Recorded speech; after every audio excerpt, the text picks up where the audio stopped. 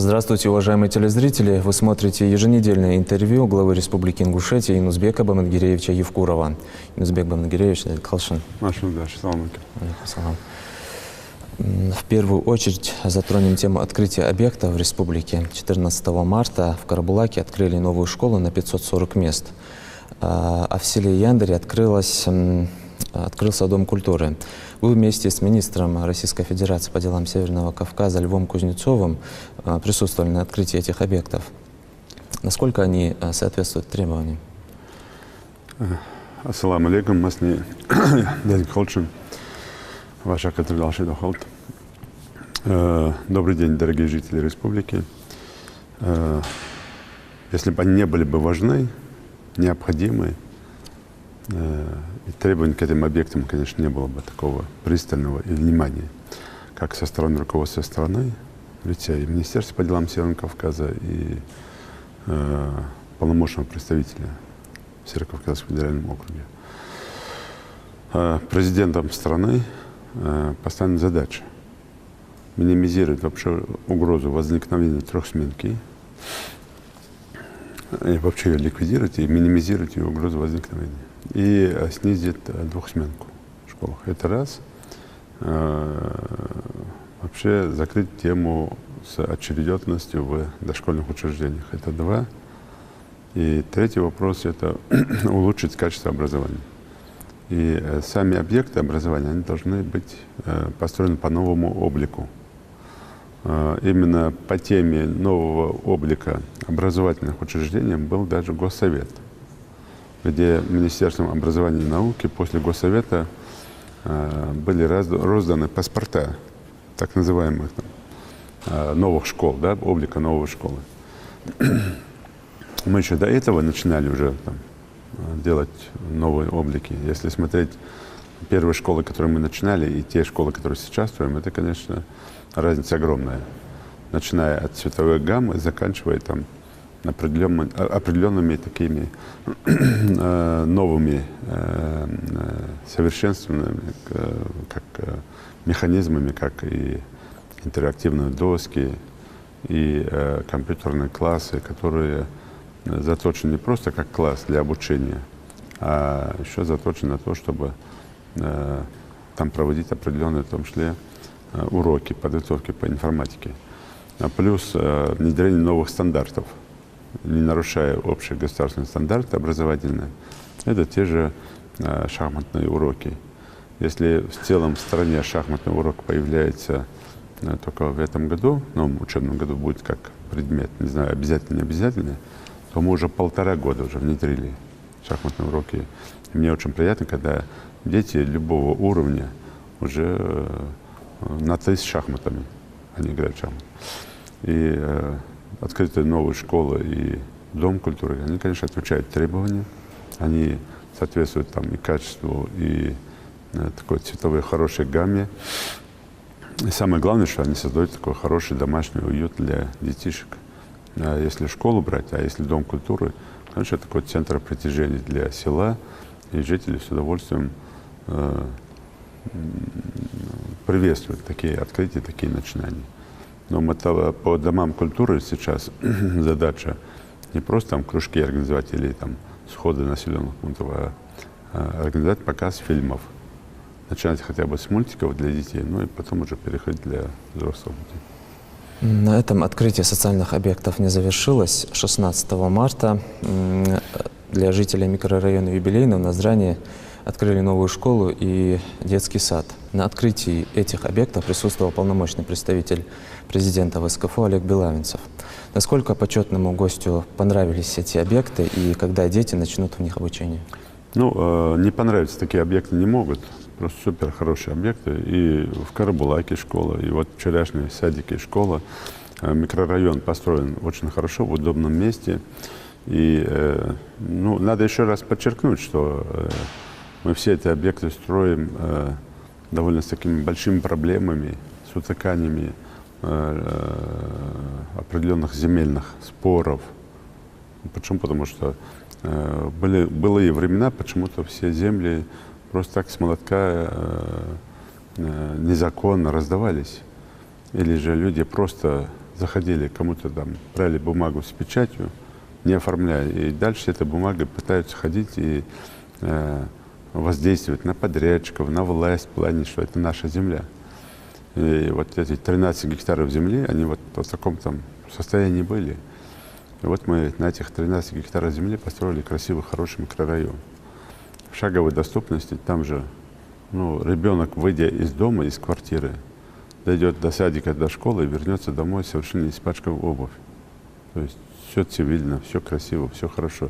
Конечно, везде должно быть так, мы везде должны так стремиться делать, создать такой оазис, такой приятного там, максимальный тротуары к школам и освещение, и безопасность по всей республике. Что мы, в принципе, и делаем. Олег Евгеньевич дал высокую оценку и качеству, красоте, и таким вниманию подрядчика.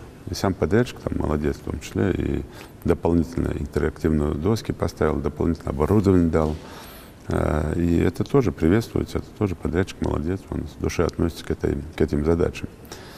И просто великолепно, красивая школа, красивый садик, я уверен, что детям, родителям, всем будет приятно. Когда начнется учеба там, да, сейчас понятно, что мы не можем детей, это дома для вынужденных переселенцев, и один из домов для жителей аварийных многоквартирных домов и общежитий в Назрани. Дети учатся там, они по всей территории республики, люди живут. И срывать их прямо там за 2 месяца до завершения учебы новой школы и садик, конечно, никто не будет.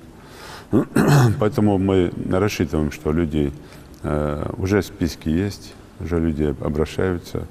Рассчитываем, что те жители, которые получили ключи квартиры в этом микрорайоне, они обратятся уже к директору школы, к директору садика, в том числе через электронные очереди, уже в начале там, июня месяца они начнут активно уже переселяться. Многие, там, несмотря на очень качественные, красивые, хорошие построенные квартиры, ну, хотят там свой там, мир создать в квартире, там, ремонт, у кого есть средства делать дополнительно. Кто-то квартиры продает, это тоже их право. Но мы ожидаем, что где-то июнь-июль мы уже сформируем полностью школу и детский сад. Я сразу же хочу только предупредить, что жители микрорайона в целом, рядом живущие дома, что этот садик и эта школа только для жителей вот этого микрорайона юбилейно. Я запретил туда набирать детей из других вот, ближайших домов, районов. Почему? Потому что нам для микрорайона не хватит и школы, и садика. Нам придется еще дополнительно строить объекты, когда все заселятся. Почему? Потому что там 1200 квартир, это большое количество, к счастью, детей. Поэтому ну, мы начинаем учебу там, или учебный процесс нового учебного года. Помимо этих школ, у нас уже готовы к сдаче школа на 1500 мест в Гамурзиево и школа на 740 мест в Малгобеке в том числе. И эти школы мы тоже, они начнут работать с нового учебного года. Мы сейчас изыскиваем средства, в том числе и в рассрочку для поставки туда оборудования. А вот строительные все работы завершены, поэтому для жителей Гамурзиева, для жителей Малгобека, той части населенных пунктов, где эти школы находятся, это тоже большой подарок. Ну и для жителей Гамурзиева хочу обрадовать тоже, что в этом году мы там же начинаем строительство детского садика. Поэтому это в шаговой доступности для жителей вот нового микрорайона. Это будет такое хорошее подспорье, хорошая помощь. 12 марта прошла ваша первая рабочая встреча с новым составом консультативно-аналитического совета по вопросам общественно-политического и социально-экономического развития Ингушетии. Кто вошел в этот состав и какие задачи стоят перед ними в первую очередь? Ну, состав может меняться, он может и дополняться, и составы по желанию могут исключаться. Самое главное, что это консультативно-аналитический совет. Он предназначен для того, чтобы он мог какие-то выкладки делать для главы региона, для правительства, как в общественно-политической жизни, так и в социально-экономическом направлении. Мы вчера, кстати, на заседании правительства обсуждали вопросы, и хороший доклад прошел по газификации, в том числе новостроек. Но при этом есть и если брать строительство тех же школ и дошкольных учреждений, или других объектов социального направления, экономического направления. Мы, конечно, контролируем, видим, где важнее это делать, но такого научного обоснования подхода к этому нет. То есть почему мы в Яндере построили Дом культуры, а почему не в другом месте, где важнее его построить, где он нужнее. Вот здесь именно в этом вопросе тоже нам должен оказывать помощь вот именно вот этот совет. И плюс, конечно, общественно-политическая жизнь республики, региона. Потому там довольно большое количество авторитетных людей в этот совет входит и возглавляет его Дикажев Мухарбек, не менее авторитетный человек. И я уверен, что этот совет там в ближайшее время начнет хорошие выкладки делать, и мы его больше и больше будем втягивать в процесс реально социально-экономического развития нашей республики. Почему? Потому что мне важно понимать, что если мы ложим газопровод, то значит это не просто хотелки там, договоренности главы села с кем-то, а конкретно это с научным подходом, со стратегией развития Республики Ингушетия и с дальним прицелом сделаны так, чтобы потом на этих проектах, которые мы сейчас реализуем, их соединять и больше в целом саму стратегию наложить на республику. На этой неделе состоялось открытие межпоселкового газопровода Плиево-Яндари, благодаря чему Ингушетия вошла в десятку регионов, где газифицированы все населенные пункты. Что вы скажете о пропускной способности газопровода и как это отразится на социально-экономическом развитии региона?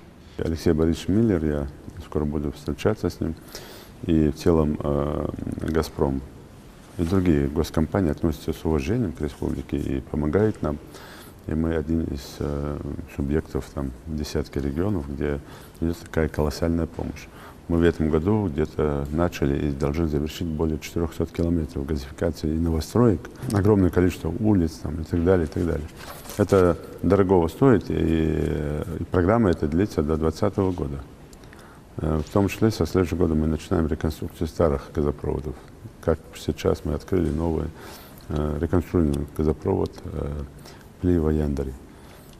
Поэтому, конечно, я просил бы жителей максимально обратить внимание на текущие платежи. Там, где есть вопросы, связанные с недобросовестностью газовиков самих или же нечестной игрой по отношению к плательщикам, к жителям, ну, это надо индивидуально обращаться, мы будем помогать. А так, конечно, при такой колоссальной помощи «Газпрома», «Россетей», ну, мы должны лицом повернуться к этому. Уйти от этих вопросов, буду платить, не буду платить, а начинать платить. Начинайте с текущих платежей за потребленный газ, за потребленный свет. Можно придумать 1000 причин, а вот я платежеспособен, не платежеспособен. Здесь тоже вопрос законов физики. Если у тебя деньги на одну лампочку, то платите за одну лампочку. Ну, надо тогда меньше расходовать, экономить надо. Это же вот как бы прописаны вещи. Тем более сейчас принимается в Госдуме закон, я думаю, что будет принят. Почему? Потому что многие по этому вопросу обращаются к уголовному привлечению тех, кто занимается хищением газа. Это касается тех, кто в новостройках. Почему? Потому что начинает сразу деньги вкладывать, находят деньги на то, чтобы дом построить, но пока строится дом, оформить документы, заключить соглашение с газовиками, еще что-то делать не хотят. Потом сотнями метров прокладывают какую-то трубу. То есть на это, чтобы потратиться, деньги есть. А законно сделать это все, где можно намного дешевле по закону сделать, не хотят. Вот здесь, конечно, будет... Это и небезопасно. Во-первых, это небезопасно, во-вторых, это будут уголовные дела. Поэтому и это одна категория. И вторая категория — те, которым отключен газ. Они долги не платят, а все равно там ночью пытаются подключиться по новой. То есть здесь я просил бы жителей быть готовым к этому закону. И да, пока этот закон не вышел, самим просто сориентироваться и прекратить заниматься вот этими незаконными действиями. Но опять же, подчеркиваю, есть много несправедливого по отношению к самим жильцам со стороны поставщиков энергоресурсов. Мы это тоже знаем. И, кстати, очень плотно здесь работает наша прокуратура и Совет Безопасности. И те обращения, которые были у жителей к прокуратуру, они в своем большинстве удовлетворяются, и через суд мы отыгрываем назад. Поэтому вот схему работы через закон, через суд, его никто не отменял. Поэтому давайте продолжать в этом направлении работать, но при этом текущие платежи все должны платить. Я призываю жителей.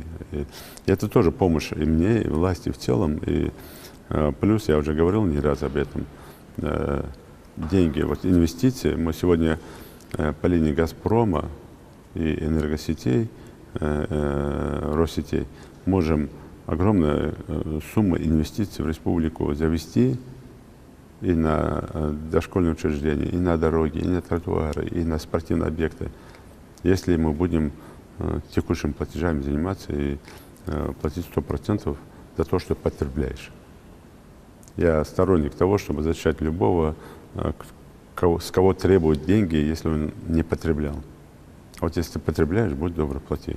Это, конечно, здесь, если мы добросовестно к этим платежам отнесемся, уверен, нам в разы кратно эти деньги вернутся обратно, как инвестиции.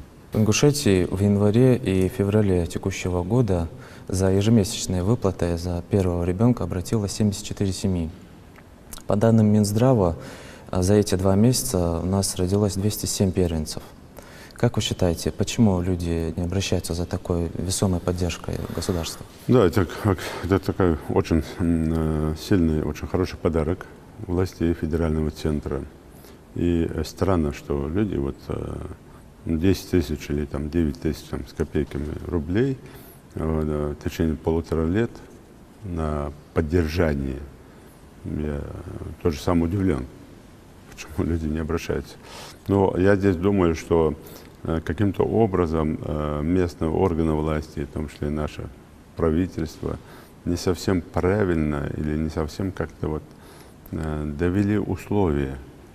У нас же люди привыкли, это тоже надо признать, мы очень ленивы в этом плане, нам не хочется лишний раз встать и пойти хотя бы многие оформляют брак после рождения ребенка. А до этого у них даже не хватает 10 минут зайти, брак свой оформить, узаконить свой брак.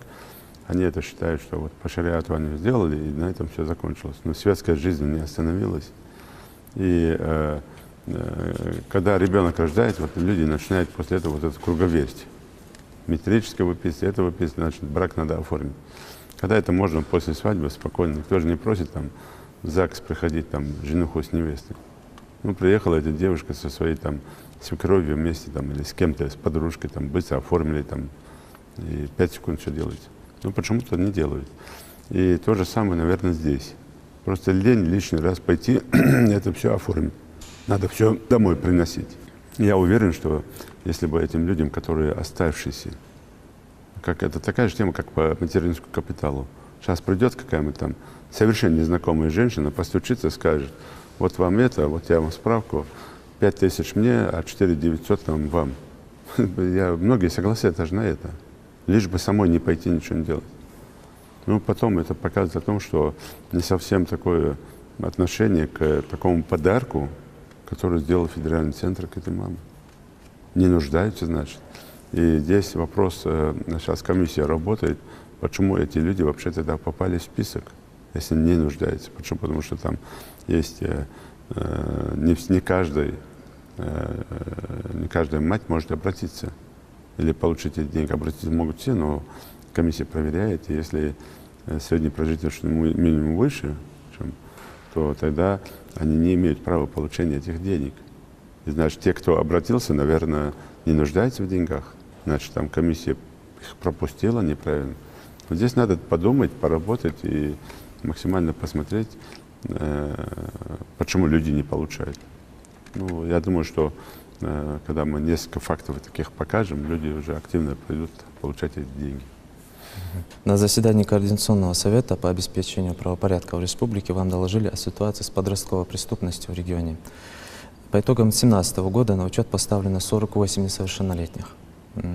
Цифры значительно ниже, чем в других регионах России, но все же считаете ли вы, что для нашей республики это большая цифра? И что нужно сделать, чтобы ее снизить? Можно, конечно, считать, что это большая цифра.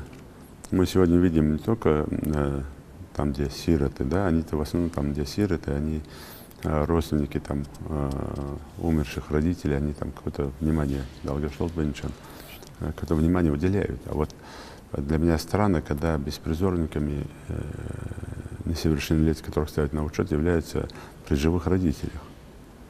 Здесь, конечно, мы подключаем Институт Совета Тейпов, глав муниципальных образований.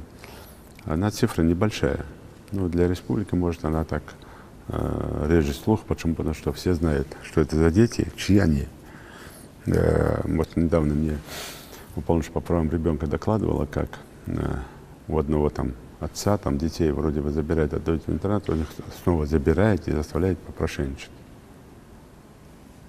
И мать там заставляет ребенка попрошайничать, там еще чего-то.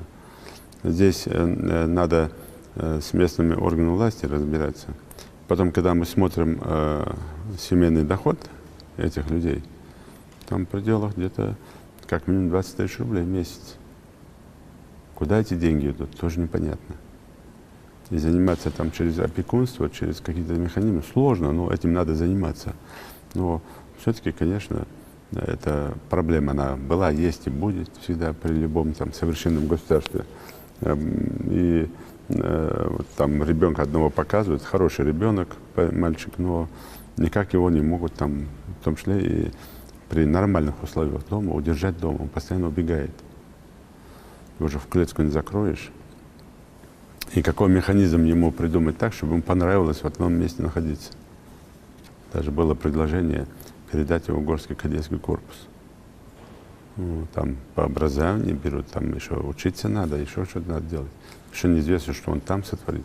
То есть каждому нужен какой-то там особый подход. Но вот, тем не менее, есть снижение по итогам прошлого, позапрошлого года. Ну, как вы сказали, в том числе мы на уровне регионов, конечно, мы в этом плане смотримся хорошо. Но, тем не менее, над этим надо работать. Альтернативой преступности, наркомании и любому прочему злу всегда был спорт и здоровый образ жизни. На открытии турнира в Нальчике по рукопашному бою «Молодежь против терроризма», посвященного памяти погибших сотрудников МВД, вы отметили, что молодежь нужно воспитывать на правильных примерах. Вот эти герои, погибшие при исполнении служебного долга, они, на мой взгляд, являются лучшим примером, в том числе и для спортсменов.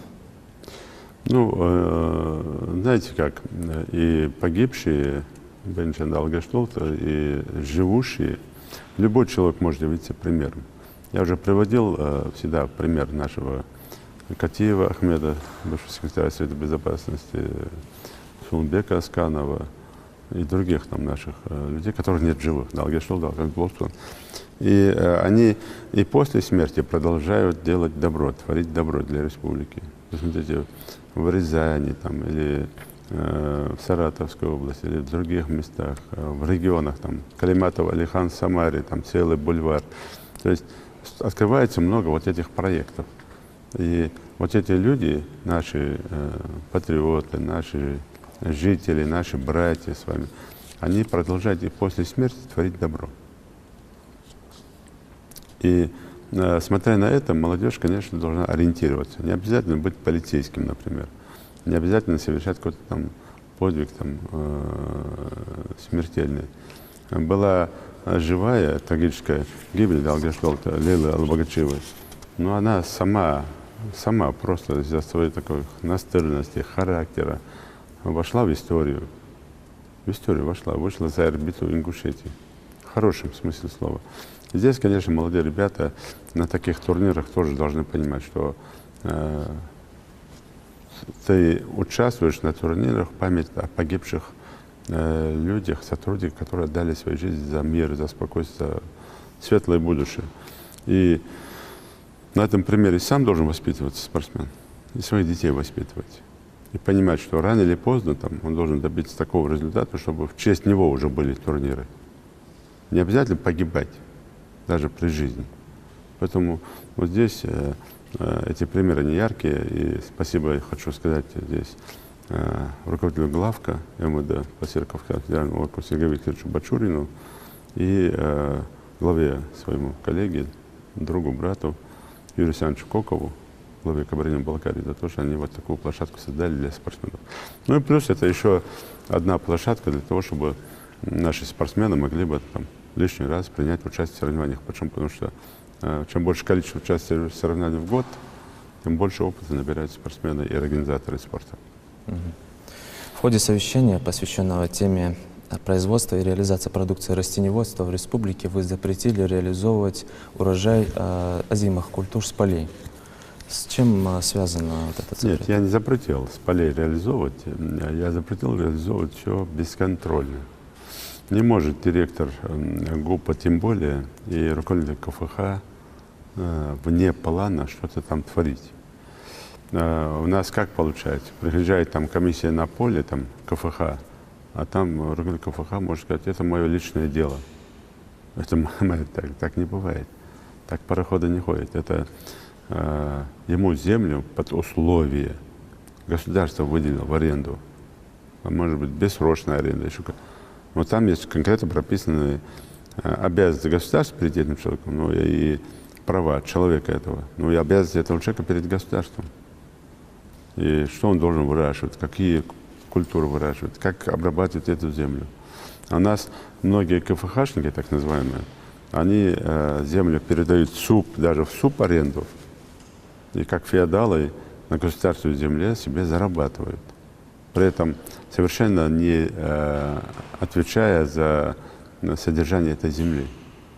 И завышает цены на рынке на сельхозпродукцию. Почему? Потому что тот, кто у них берет в аренду землю, отдавая им процент, должен зарабатывать на завышении цен на рынке уже. Ну и качество продукции не отвечает там требованиям. Почему мы за последние 3 года изымаем большое количество земель? И почему там люди пытаются через суды пытаться отыграть это назад? Это раз. Второе, есть план. У нас есть такое понятие, как индекс сельхозпроизводства. И если в плане прописано любому человеку, кто имеет 10 гектаров, 20, 100 и более гектаров, тем более, прописано, сколько он должен, то есть какую продукцию он в этом году выращивает и на какой уровень он должен этот план выполнить. И в том числе по теневой политике. А у нас получается так, что наши производители прямо с поля, продавая урожай, они не хотят лишнюю работу с этим урожаем сделать. А те, кто забирают у них за копейки урожай, у себя доводят этот урожай до совершенства, сушат или какие-то мероприятия проводят, и потом продают 3 раза, 4 раза дороже уже. То есть на нашем урожае другие зарабатывают. Так получается. Потом я жесткое предупреждение и министру сельского хозяйства, в целом правительству блоку дал по этому поводу. И запретил вообще говорить о том, что вот КФХ или какой-то частник, он недосягаем или он неприкасаем. Они все прикасаемы, не может такого быть неприкасаемых. Все должны отвечать за свою работу и план выполнять. И если тот же работник на поле, он договаривается с кем-то, кто у него забирает урожай с поля, но при этом прибыль после обработки, и не у всех есть сушильные цеха и так далее, они делят пополам, и мы это видим в плане. Тогда, да, пожалуйста, можно с поля продавать. Если это по соглашению, трехстороннему соглашению, непосредственно арендатор поля, непосредственно закупщик зерна и Минсельхоз Республики, и там прописаны правила игры, тогда да, пускай продают. Но не таким образом, что не то, что КФХ, а директор ГУПа сам принимает решение. И потом ставить перед таким дилеммой, где зерно, где выручка, мясная и нет. Это вот такая уже в голову вбиться большими гвоздями мысль, что вот мясная и нет. Так же не бывает. Ты план выполни. Я надеюсь, что меня услышали, и в этом году мы минимизируем вот эти вот такие поверхностные подходы к своим обязанностям. На территории Ингушетии вдоль государственных границ установлена карантинная полоса с целью предотвратить перенос заразных болезней. Есть какая-то угроза заражения? Нет, это обычная схема, это пограничная полоса, мы ее обсуждали на пограничной комиссии.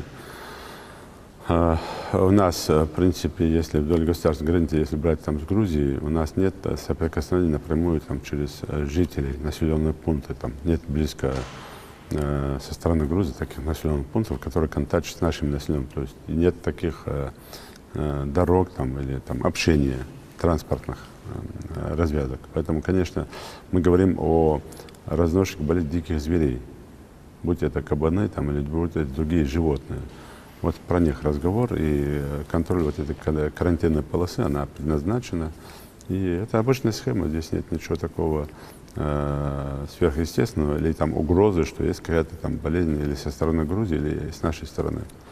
Она может быть с любой стороны появиться, это все зависит от какой-то там болезни животных, не более того. Безусловно, самым главным и важным событием этой недели, да и всего года в целом, являются выборы президента России. По официальным данным, Ингушетия готова к проведению. В преддверии выборов вы провели ряд встреч с представителями здравоохранения, культуры, образования, СМИ, молодежью. На какую явку мы можем рассчитывать? Нет, мы не можем говорить там цифры, мы можем говорить только о высокой явке. Это раз. Второе, мы говорили на встречах о том, что организация и проведение выборов – это в том числе и определенный авторитет самого не только главы республики, и самого субъекта, региона в целом. Почему? Потому что анализы, выводы делаются в том числе по итогам выборов. И третье – это определенная такая гражданская зрелость, тем более такого региона, как Ингушетия. Почему? Потому что нам 25 лет, мы же должны показать и показывать на выборах в том числе. А выборы – это такое мероприятие, где именно и проявляется гражданская сознательность и ответственность человека в целом, который идет на выборы или не идет на выборы. Есть разные причины ходить или не ходить на выборы. И, конечно, нам надо максимально постараться организаторам выборов провести на высоком организационном уровне, а жителям республики при всех проблемах текущих, которые есть в семье, постараться все-таки принять участие на выборах. В том числе по сегодня довольно легко, удобно. Даже можешь там, если участвуешь где-то, никто не отменял Далгештолт Бенчан, и похороны там вчера или сегодня или завтра там Ялкали, и люди не могут это все бросить и побежать на выборы. Это, ну, все-таки мы понимаем, это текущий момент, и это жизнь. А таких случаев мало бывает. Ну, даже если мало, то мы понимаем, что в нашем случае, это даже один случай, когда все, огромное количество людей там собираются. Ну, то есть это процесс. Ну, и в этом случае по дороге и на Тязет, и обратно, конечно, надо находить возможность идти на выборы. Про свадьбу я вообще молчу. И одно дело, когда на свадьбу там с урной приезжают голосовать, а другое дело, на Тязет не придешь с урной, и среди Тязета, это давайте голосуйте, это будет как-то не совсем, я сделал не совсем красиво. Поэтому здесь уже как местные органы власти посмотрят, и здесь ходить на Тязет и просить, давайте доклад сделать выбор же, вот давай, тоже это не нужно делать. Это уже на сознании людей самих. Кодом БЯПа на обратном пути зайди. А родных близких того же, кого уже нет, Далгештолт Бенчан, ну там уже что, ну это уже такой процент, ну как мы говорим там, который не попадает в явку, да, примерно. Ну, это тоже бывает, это жизнь, никуда не денешься. Поэтому мы не совсем беспокоимся о явке и о качестве организации проведения выборов. Почему? Потому что опыт большой. И сознательность у людей. Я, встречаясь с коллективом, это тоже увидел и вижу это и в соцсетях. Хотя есть в соцсетях те, которые пытаются навязать свою волю и сказать не ходить на выборы. Здесь я, конечно, хотел бы сказать жителям, не только по выборам, а вообще очень опасаться соцсетей. Вчера или позавчера один там молодой человек предложил хорошее предложение, мы будем над этим сейчас работать, о том, чтобы обезопасить и взрослых, и детей от соцсетей, от влияния соцсетей. Если у нас есть там определенные там шлагбаумы, препоны перед экстремизмом там, или терроризмом, если мы предупреждаем людей там, о том, что в купальный сезон нельзя там какую-то температуру воду заходить, если мы понимаем, там, что во время там, снегопадов там, мы даем предупреждение или там, ливней, паводков, а вот здесь уже против соцсетей нет никаких инструкциальных вещей, чтобы предупредить, там, вы не увлекайтесь соцсетями, особенно вот тем, что там расписывают, особенно комментариями. Почему? Потому что все больше и больше себя будет заводить, вас затянут там в пучину совершенно ложного там информационного первого сброса, ложного, совершенно не соответствующего. Таких примеров очень много. И здесь я что просил бы? Для нашей республики, для нашего народа, в том числе и для всех кавказских народов, есть очень красивое, хорошее правило. Всегда наши предки одинаково почти говорили, и на Кавказе всегда так было. Прежде чем идти за кем-то, прежде чем прислушаться к голосу кого-то, посмотри его корни. Посмотри его корни. Я же не зря об этом говорю. Ну, кто-то говорит сегодня не ходить на выборы. И вот этот кто-то, если он сам себя обозначил, если он говорит там не ходить на выборы, то ты его открываешь страницу и должен увидеть, кто это говорит. А если открываешь страницу, она закрытая страница, и неизвестно, кто это, ну тут вообще тогда надо думать, а у тебя с головой все нормально, идти в туман какой-то там, ну, кто-то там сказал, там темные силы, там, и ты пошел, там не пошел голосовать, там, или не пошел куда-то, или пошел куда-то по призыву. Это первое. И второе, когда ты открываешь страницу, должен посмотреть, кто это есть такой. И какое он имеет право, моральное, там, или какое-то право, какой у него след за спиной. Что он сделал для республики, для тебя лично. Он хоть один колодец, хоть 1 метр тротуара, хоть один раз ты где-то его видел. То есть, если такого есть, ты должен задуматься. А зачем этот человек сегодня это делает? А потому что этому человеку дали деньги. И сказали, напиши, чтобы не ходили на выборы. И одно дело, если это авторитетно никогда на это не пойдут. А когда у этого человека нет никакого авторитета, кроме бла-бла, болтовни, ну, человеку надо понимать, а зачем ему это надо. Я говорил это и по тем, кто призывает там, к каким-то террористическим действиям или актам. Я же постоянно это говорил. Вот я помню, там где-то Гажев уже уничтожены, Малгобека, и Дока Умаров тоже уничтожены. Да. Вот они собрались и обсуждали вопрос по смертнику, и смертник между ними. И вот они обсуждают, рассказывают, рассуждают, как этот смертник должен взорваться. Или Саид Бурятский, который там, кажется, спрятался, и наши же нехорошие люди его содержали, кормили, поили, и по его указанию людей убивали. И он тоже сидит и направляет на смерть. Сперва сказал, что сам готовится, а потом оказалось, что сам-то не пошел на смерть, а нашел дурачка. И вопрос, и они, главное обоснование, что если ты это сделаешь, ты попадаешь в рай. И здесь же тоже, я же не просто это говорю, не то, что мне, я как глава республики, я вообще как человек об этом говорю. Ну, если человек говорит, что это рай, ты попадаешь в рай, у тебя почему мозгов нет, чтобы спросить у него, а почему он сам не идет? Почему его папа, мама, его брат, сестра, его сын, его дочь? В вечном мире сказано, что каждый будет за себя. Да, каждый будет за себя, каждый будет стремиться попасть в рай. Каждый будет искать крупицы, вспоминать, что он сделал хорошего. Хотя там вспоминать не надо, там и так уже все знают. Все за что бы ухватиться, да? Да, за что бы ухватиться, соломинку будет искать. А здесь спокойно идет на смерть, убивает людей, совершенно не задавая вопрос тому, кто его посылает. А почему вот ты туда не идешь? В чем причина? Объясни мне. Вот здесь есть недопонимание у людей. Поэтому я про выборы, если говорить, я хочу еще раз напомнить всем. Каждый должен... Почему? Потому что право голоса избирать дано людям, которые достигли 18 лет. Так? Есть законы. Если у тебя уже ты вышел из возраста там,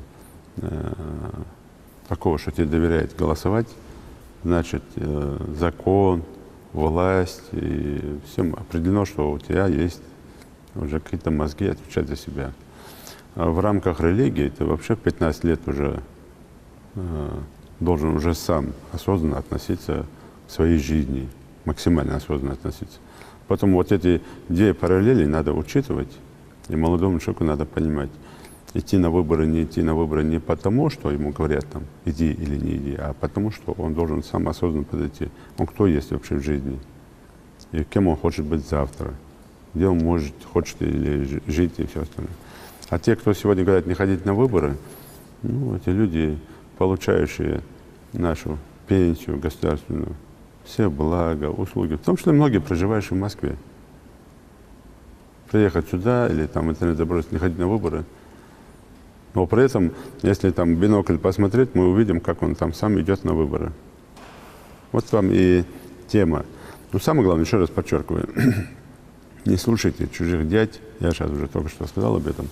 На Кавказе есть очень хорошие, добрые традиции, обычаи. У тебя есть свой дядя, если отца нету. Есть отец, есть старший брат. В семье всегда или в степи есть те, кто, на кого ты должен ориентироваться. Слушайте их, и у вас все в жизни будет нормально. Не заблудитесь.